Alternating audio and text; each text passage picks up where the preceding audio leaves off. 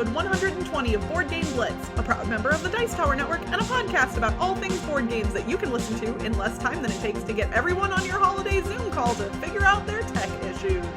Board Game Blitz is sponsored by Gray Fox Games. This week, we're talking about our favorite poorly rated games. First, Ambie reviews Adventure Games Volcanic Island, and I discuss Board Game Arena and some of the newer games that have gotten implementations there. Then, we talk about the games that are near the bottom of the top 5,000 on BoardGameGeek that we really enjoy. And now, here are your hosts, Ambie and Crystal. A couple of quick announcements before we hop into the main episode, and for those of you who have been listening to our show for a few years, you know that we give you a new episode of Board Game Blitz every 2 weeks without fail, and we have since the beginning of time, with one exception, and that is during the month of December, we take a 1-episode holiday break, and even though the holidays are weird this year, we're continuing the trend and giving ourselves a tiny bit of time off. So in 2 weeks, there will not be a new episode, but we will be back in January with bells on. So prepare for that. But we might have a special interview episode that's not like one of our normal episodes coming out sometime in the next couple of weeks. I'm not sure yet. I will be interviewing Toby Mao, the creator of 18xx.games. Oh my gosh, you got an exclusive interview with Toby? Yeah, so that'll be exciting. Also, if you're listening to this episode the day it releases, Thursday, December 17th, it's Crystal's birthday. Yay, happy birthday! It's my birthday! Yeah, so if you're not part of our Discord yet, you can join it, and we have some birthday shenanigans going on today and tomorrow and the next day. So yeah, it's weird. I was actually a little bit bummed about a quarantine birthday, but I'm kind of loving it now because it's giving me the opportunity to celebrate with everybody, not just my local Las Vegas friends, but everyone. So tonight, again, if you're listening to this when the episode drops, we're doing Jackbox games and a BYOC party. That's bring your own cake. Tomorrow night, we are doing a fancy dress party, which obviously is optional if you don't want to, but if you want to put on fancy clothes because you haven't in a long time, you can do that tomorrow night and join us. And on Saturday, it is a pajama party, and we're going to play Among Us. And so I'm really excited about that. So make sure you're in our Discord so you can join in. Ambie and I have been streaming on our Twitch channel a lot lately, so if y'all are not following us on Twitch, head over to twitch.tv/BoardGameBlitz and click that little heart follow button. This Sunday, which is December 20th, we are actually going to stream in the afternoon Pacific time around probably 12:30 Pacific, 3:30 Eastern, and Ambie and I are going to remotely play The Curious Stairs of Mr. Hinks together on stream. We each have a copy of the game and we're going to play it together remotely, and I'm really excited about it. Yeah, me too. So make sure you join us on Twitch for that. Ambie streams every Thursday night. I've been streaming randomly during the evenings and on the weekends. So lots of cool stuff coming there as well. Also, this Saturday on Ravensburger's Twitch channel, which is twitch.tv/RavensburgerGlobal, we will be participating in a strike tournament, the official strike tournament for 2020, along with rolling dice and taking names and a bunch of other people. So we'll be Team Dice in a Bowl versus Team Gladiators in Arena, and it'll be a lot of fun. That's Saturday at 3 p.m. Pacific, 6 p.m. Eastern Time.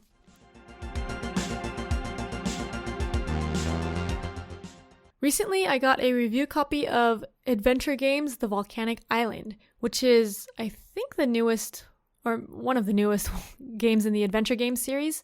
I talked about the Adventure Games series previously with The Dungeon and Monochrome Inc.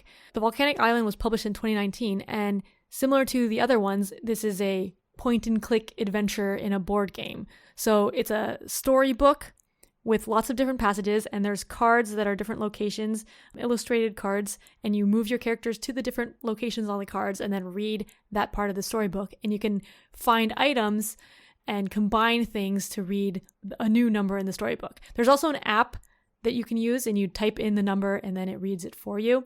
We actually used the app this time. The first 2 games we used the book, but the app is better because then you don't read other parts of the story.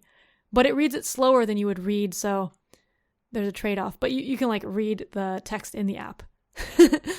So like if you don't want spoilers from reading different parts of books like you do in Passage book board games, then definitely get the app for adventure games.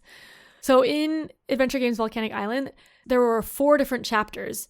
It says 75 minutes playing time on BGG, but for us, the first 2 chapters were like 30 minutes each, and the 3rd and 4th chapter were longer, probably around 75 minutes each.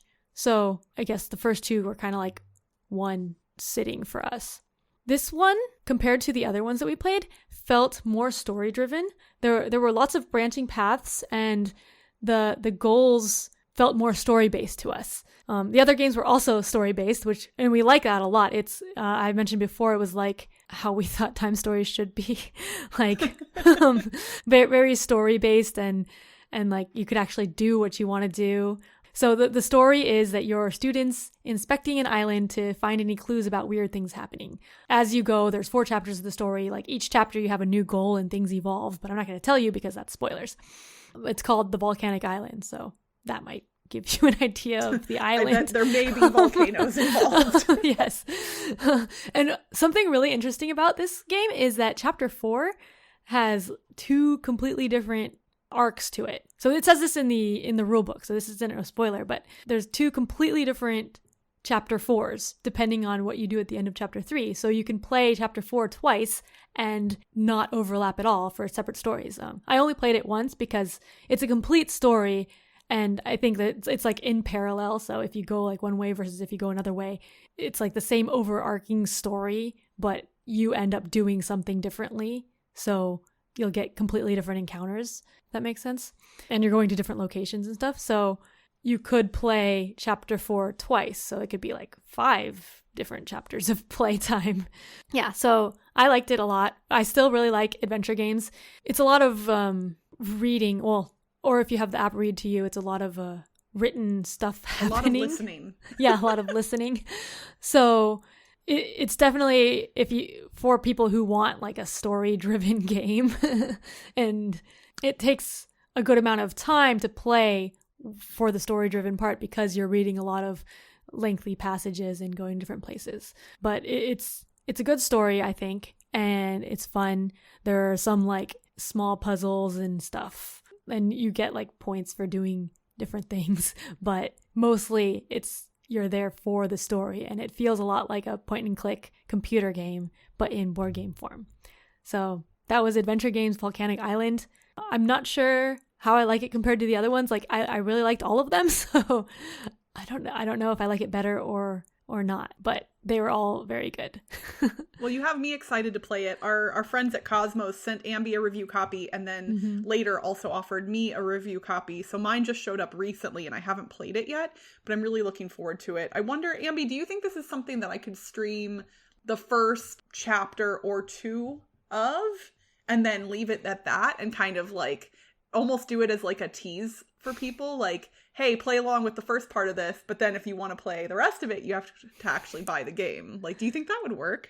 Well, it could be, yeah. You should probably check with Cosmos. I mean, yes, definitely with them too, but yeah, it's interesting. I really want to show off some of these escape room games, and I've been trying to figure out a way to stream them in a way that is both engaging for the chat, but also doesn't potentially ruin them if people are interested in picking them up. And I haven't quite figured out the solution to that yet. Yeah. For this one, like each chapter has like a different thing that happens. So they feel like full games in each chapter, but then the story is continuing. And at the end of each chapter, we were like, ooh, like, oh, this happened, or, oh, what's going to happen because of this? I'm not trying to be vague. Right.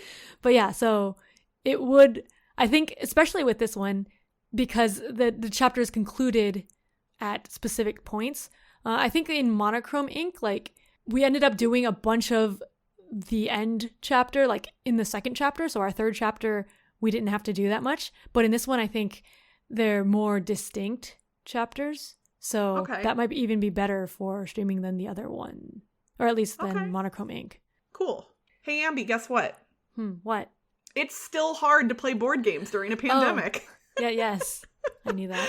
So I have actually been playing more games online, shockingly. But so what I wanted to do today is I actually wanted to revisit my thoughts on BoardGameArena.com, which we have mentioned a lot during the past few months as one of the places that you can play board games online. And I have had nothing but good things to say about BoardGameArena.com. Spoiler alert, I still have nothing but good things to say about them. They are wonderful. But specifically, I've tried some new to Board Game Arena games in recent months that I had played in physical form before, and now I've gotten to play the online implementations of those games. And so I wanted to call a few of them out because I think there might be people who aren't getting on Board Game Arena that often, and they may not realize all of the new games that have been added. Specifically, the 5 that I just wanted to mention by name. Welcome to is now on Board Game Arena, as well as Welcome to Las Vegas, or Welcome to New Las Vegas, whatever that one's called. I haven't played the Las Vegas one yet, and I should. Kingdom Builder, The Crew, which y'all have heard a lot about from us, Boomerang, and Downforce.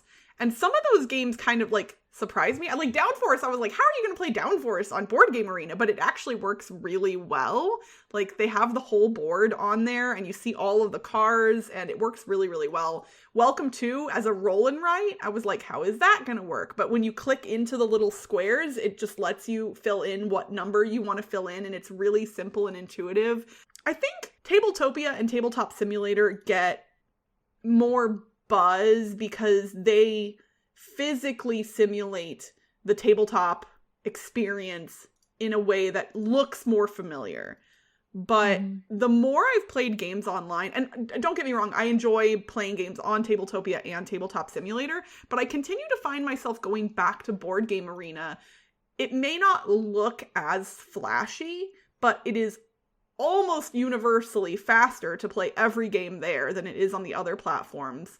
And more intuitive and easier just in general. Like things are pretty straightforward and they've put a lot of thought into the design of these implementations. I played The Crew for the first time on Board Game Arena on our friend Amanda's stream recently.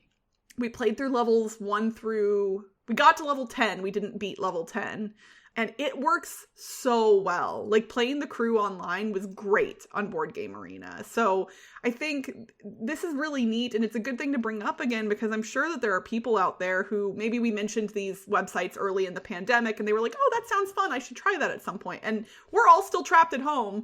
And honestly, I am happy to be a premium supporter of Board Game Arena. I give them a small amount of money once a year. And I feel like I have gotten my investment back in exponentially back. Like the amount of entertainment it has provided me during this pandemic is so good. And the people who run the site, it's a small team and they really do seem to care about the community. And all of the implementations are legal and publisher approved. Whereas if you go to somewhere like Tabletop Simulator, that isn't always the case. Although I have found some interesting mods on Tabletop Simulator that I really want to try out. I'm going to spiral this into a question for you, Ambie. Do you think it is, I mean, we're not lawyers, so if I say legally okay, that's a kind of silly statement to make, but do you think it's okay to play an unapproved mod on Tabletop Simulator for a game that you already own? So you have paid money for the thing, you own it. Is it okay to play the unapproved mod? Yeah, I feel like it would be okay. Like, I think it would be okay for me. Because in my mind, if I invited my friends over to my house to play a game, they didn't buy the game, but I've invited them to play with me, I own it, and whatever else. And then if, in theory, if I did the same thing online for a game that I already own. So, did you know that games like Atmosphere have Tabletop Simulator mods? Really? Yes! Wow. I found that, and I was like, oh, we have to make that happen. But you said it has jump scares. I remember you saying that. Okay, but it's not that bad. Also, honestly, I'm not sure how the jump scares would work in a digital format. It would be interesting to see. Yeah. I don't like jump scares at all, and that game is fine for me. So, okay. As context. I know I'm going on a tangent here, but I would love to hear our listeners' thoughts on this because truthfully, Ambie and I have had discussions in the past about especially what we're streaming like on Twitch and things like that. And we don't want to put out content about things that are not publisher approved because A, you know, there is legal gray area there, and B, the unapproved mods may not be built correctly or to the specs of the original game because the publisher didn't approve it. But for a game like Atmosphere, where it's like old and it's out of print and the publisher doesn't even exist anymore, I feel like, and I definitely own it, I feel like that's definitely something that we could stream. Yeah, I think so. I mean, yeah, I don't know like what everyone else thinks, but yeah, I'd be curious to know what everybody else thinks, but we are trying to be thoughtful about that kind of stuff. Okay, so circling back around, that's what Tabletop Simulator is apparently good for. But Board Game Arena is great. And the thing that I think most people don't even realize, Board Game Arena has voice and video chat built into the website. You can literally chat with your friends through voice and video in the Board Game Arena, like, client, like, in the website. I didn't know that. Wow. Yes! I know. Most people do not realize this. You can do it. It's, and it works pretty well. Like, I just can't say enough good things, honestly, about Board Game Arena. And so that is why I wanted to feature them today, because it's great and I would highly recommend it. And if anybody ever wants to play a game, add me on Board Game Arena. My username is Dabo Girl.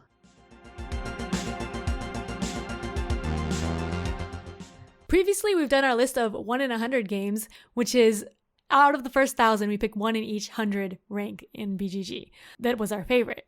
And we did that all the way down to 2,000. And we were thinking of going further, but there started being like whole gaps where we hadn't played any games. So instead, I found a geek list that says that people were looking at the top 10 games starting from the bottom up. So they have a list, or they had a link where you can go that filters out expansions and it gets all the BGG game rankings from page 50, which is, I guess, rank 5,000 and going backwards. Yeah, because the rankings don't go beyond 5,000, right? Like, I think they do go beyond 5,000, but like to make a link where you can visit it, it doesn't. So this isn't technically like the worst. Yeah, it's not the worst, no, but like, they're low. The 5,000th ranked game on BoardGameGeek. That doesn't sound impressive, even if there are thousands and thousands of games below it. Yeah. So yeah, we just picked 10 games that we would recommend to people starting from the bottom up. And we're just going to go over them quickly because we don't have that much time. So yeah, this episode's already going to be long, but we will, if y'all want to know more about any of these games, you know, you can always holler at us in all of the usual places. But yeah, we're starting at 5,000 and going backwards with the ones that we would recommend. Mm-hmm. First for me is Rolling Japan at rank 4,926. This is my first one too. Okay, yay! Overlap. I was thinking it might be. Yeah. Yeah, so we played like Rolling America on stream or something. Yeah, we did. Yeah. And so Rolling America and Rolling Japan are functionally the same game. Yeah, it's just a different map. It's a fun, quick roll and write. Good for playing in line, which is where I played it. So that was my number 10 as well. My number 9 is rank number 4908, and that is Tricky Tides, which is a board game trick-taking pick-up and deliver game. And it is very unique and super fun. Z Garcia actually taught it to me at one of the conventions that we were at. I think it was Dice TerraCon. And yeah, if you think trick-taking and pick-up and deliver don't go together, you're wrong, because they do, and this one is fun. So I would recommend Tricky Tides. The number 9 for me is rank 4911, and that's Robot Turtles, which is a kids programming game. A lot of these in my list are going to be children's games because those are ranked lower on BoardGameGeek. But Robot Turtles is great. It teaches basic programming with little images of cards that the kids can play, and then you can move the turtle to go to the gem. So it's really cool, and it advances levels as you go. I haven't played it with my kids yet, but in a few years. They'll get there. You've been having them unbox Haba games. Yes. And it's pretty cute. Yeah, and they like playing with the pieces. All right, my number 8 is rank number 4823, and that is GROWL, which we have covered here on the podcast before. Our friend Joey Vigor is the designer of that game, and it's a quick social deduction game where cards are passed out and then swapped around and given out to other players. And at the end of the game, all of the werewolves literally have to howl, and it's adorable. Like, it's very cute. It's quick game. It's fun, and I really enjoy it. So that's why my number 8 is GROWL. That one almost made my list, but I wanted other things to go on the list. I took out some. Kind of hard to pick. Yeah. My number 8 is Ghostel, which is ranked 4,879. This is a game where you're ghosts trying to scare people out of a hotel. And I picked it mostly because my friend is in it. She won a contest, like a photo contest where they sent in their photo and they could be a card in the game. So she's one of the cards, one of the people that you're trying to scare out. I feel like this one got a lot of buzz when it came out, but now I haven't heard about it in a long time. Yeah, it's a fun little, like a family cooperative game. I mean, not that cooperative, semi-cooperative. My number 7 is Criss Cross, rank number 4810.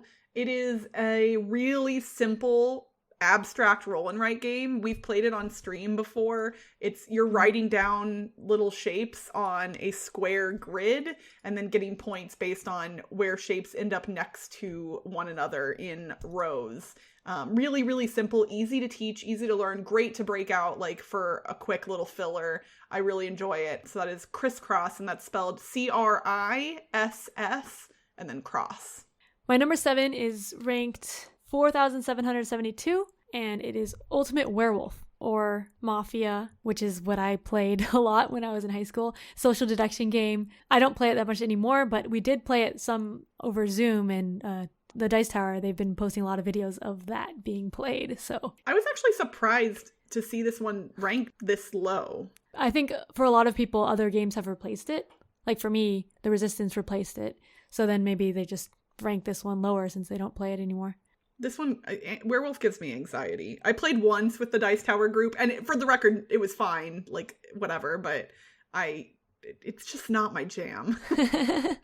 So my number 6 is technically lower ranked than your number 7. I'm still in the 47, whatever, I'm at 4795, and that is Bus. In all capital letters. It is one of the Pack-O-Game games. So it is the size of a pack of gum, a tiny little card game, and this one is actually also a pick up and deliver game where you are literally a bus driver driving around a grid of cards, picking up passengers and taking them where they want to go. It's really easy to set up. It's very small footprint wise. It's fun. It's not my favorite pick up and deliver game, but considering how small it is, it's great. So that is Bus. I haven't played that one yet, or it might be on my list.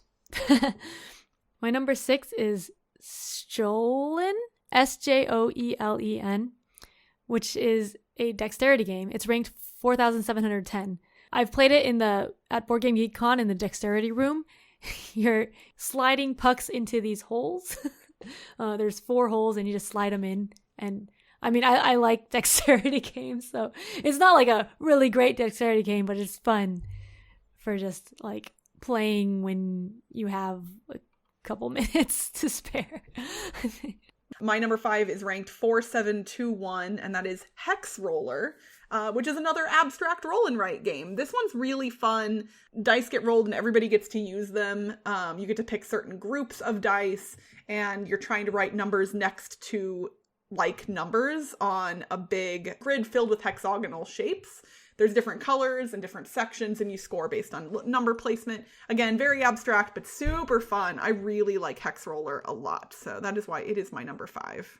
My number 5 is Nyctophobia, which I've mentioned on the podcast before. It's a very unique game. It's a 1 versus many horror game where the mini people are blindfolded, and it's like very pitch black dark. So the theme is very there, and you're like feeling around to move your pieces to get away from the axe murderer.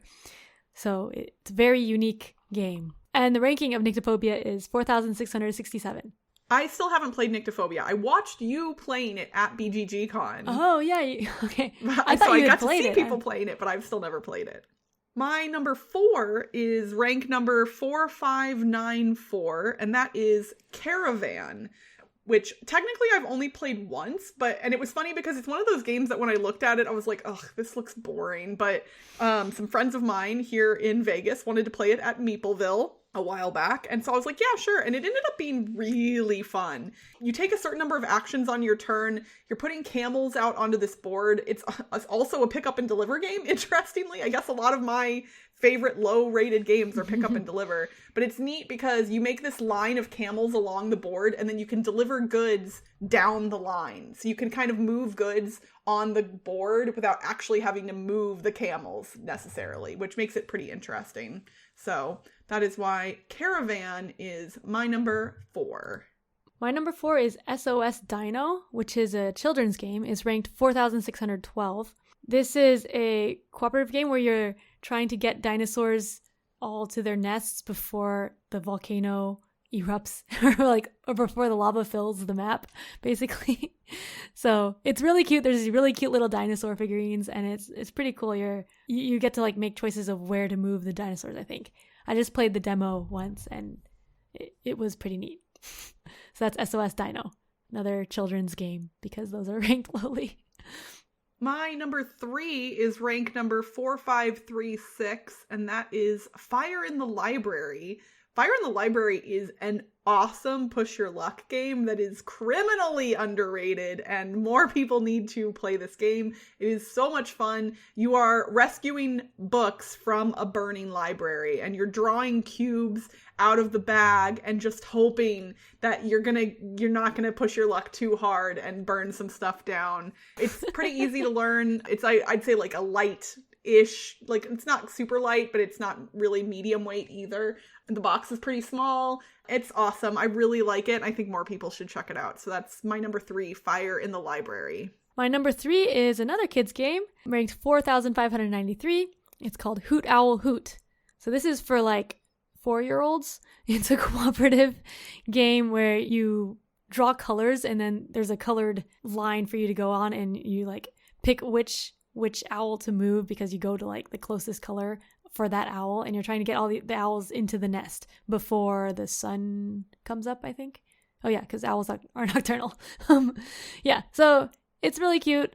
It's good for like 3 or 4-year-olds, so I recommend it as one of the children's later games when they're not like their first game, but their second games.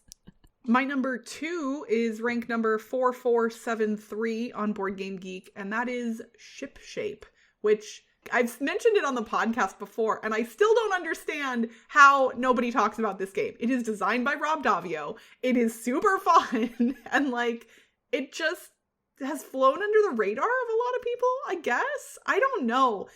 What's interesting is ShipShape could not be played online because the physicality of the foam tiles with holes in them that you're literally looking into from your place at the table, like your location at the table and looking into the hold, so to speak, and seeing into these tiles that are 3-dimensional, you wouldn't be able to replicate that online, I don't think, in any reasonable fashion. But it's honestly, it's kind of a gateway game weight-ish, and it's so much fun. I don't actually own it yet, but I need a copy of this game.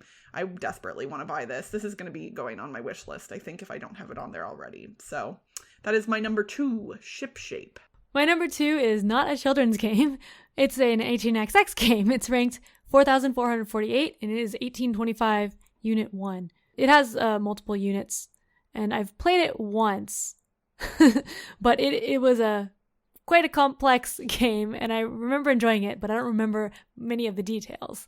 It's a rare game, and I've heard it's good at 2 players, but I haven't played it 2 players, so that's 1825. And my number 1, so the highest ranked, low ranked game that I'm picking for my top 10 list is ranking number 4423, and that is Bunny Bunny Moose Moose, which I only know because of you, Ambie. That was my number 11, or I guess 0. It would have been right above my number 1. I've only played this like the one time with Ambie and Toby. It was after, I think, Dice Tower Con, and we were at Cool Stuff Inc. And we decided to play this. Ambie had talked about it in the past, and I was like, okay, I gotta try this thing. And it is so silly, and I'm not good at it, but it was quite fun. This is definitely the type of game that like is great for a really casual game night or a convention or something like that. Yes, but it's actually quite thinky for a casual game. It's very thinky. That's the thing. Yeah. Like, it's a silly party game, but it involves a lot of thought. So, like, if your friends are the type of people who like to partake in adult beverages, it would be very difficult to play Bunny Bunny Moose Moose. Yes, it's a lot more relaxing to watch. Yes, I actually really enjoyed watching other people. Yeah, watching is fun. Yeah, but the making bunny ears and making the moose horns on my head and everything, it was funny and silly, and I liked it. Yeah, it's one of my favorite games. Well, it's on my top 100. My number one is ranked 4,429, and it's Piratenbillard. I'm not sure how to pronounce that, but it's another dexterity game in the BoardGameGeek dexterity thing. There's a grid of wood, and there's a cloth under it, and there's balls in the checkered parts of the grid, and you have the stick with a knob on it, and you hit the bottom of the cloth to make the balls bounce. And so you're trying to like land them or jump over the other people or like land on certain spots and stuff. So it's really fun just like bouncing the balls across the checkerboard. I remember seeing this in the dexterity area at BGG-Con. I never actually played it, but I was fascinated by it. Yeah, it's really cool. I like dexterity games. They have such cool ones. They do, and a lot of these dexterity games, I don't know, do they like, are there smaller versions of them? Because the ones at BGG-Con are like big. Yeah, I think that's just how it is for that one. It's just big. Because I can't imagine that being smaller, because you're just the stick. That's part of the dexterity. So I don't know. But yeah, that was Piratenbillard. All right. Well, I really like, Ambie, that we've been doing these episodes where we're covering games that we potentially wouldn't normally cover. I am hoping that some of our listeners are enjoying hearing about different games from us than we usually do. We would love to hear your all's favorite games from the bottom of the top 5,000 on BoardGameGeek. If you want to share those with us in our Slack channel, if you're a Patreon supporter, or our Discord, if you're not, or anywhere on social media. But we are going to leave you for just a little bit. We're going to take a break, but we hope some of you join us for my birthday shenanigans this weekend, or we'll see you in the Discord or wherever else. And we hope you all have a really wonderful holiday, no matter what you celebrate. We appreciate you all very, very much, and we're looking forward to coming up on our 5th anniversary in 2021, which... That I can't even. It's going to be so fun. So thanks everybody for being awesome.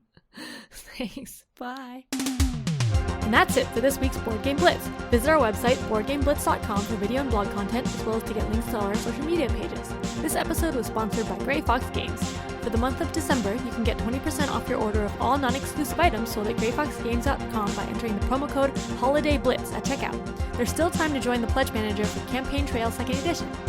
Gray Fox Games. Quality games cleverly crafted. Support our show and get cool perks for as little as $1 a month by visiting patreon.com/BoardGameBlitz. As a patron, you'll get access to pre-edit recordings and our private Slack channel where you can chat with us and other Blitzketeers every day. Our theme song was composed by Andrew Morrow. Technical support provided by Toby Mao. Board Game Blitz is part of the Dice Tower Network. Until next time, happy birthday to Crystal. Happy birthday to Crystal. Happy birthday, happy birthday, happy birthday to Crystal. Bye everyone! Bye!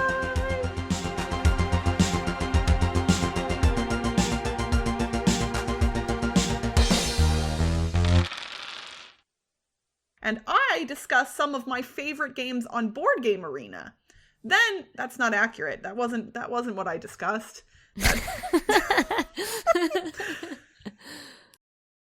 Also, if you're listening to this today, the day this episode releases. If you're not a time traveler. No. Okay, wait, no. Okay, let me just say that again. So previously we've done our... Shoot, what was it called? 1 in 100? 1 in 100. Okay. Previously we've done our 1 in 100 games list of game. Wait, 1 in 100. Okay. My number 2 is not an 18XX. I mean, not a children's game. It is an 18XX game. Okay. Support our show and get cool perks for as little as $1 a month by visiting Patreon.